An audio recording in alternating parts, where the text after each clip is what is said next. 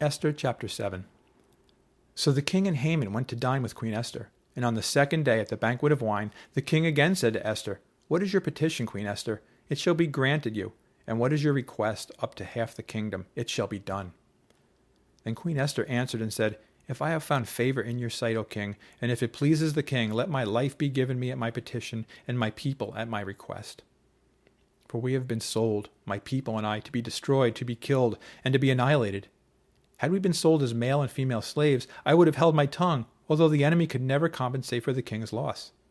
So King Ahasuerus answered and said to Queen Esther, "Who is he, and where is he, who would dare presume in his heart to do such a thing?" And Esther said, "The adversary and enemy is this wicked Haman." So Haman was terrified before the king and queen. Then the king arose in his wrath from the banquet of wine and went into the palace garden. But Haman stood before Queen Esther, pleading for his life, for he saw that evil was determined against him by the king. When the king returned from the palace garden to the place of the banquet of wine, Haman had fallen across the couch where Esther was. Then the king said, "Will he also assault the queen while I am in the house?" And as the word left the king's mouth, they covered Haman's face.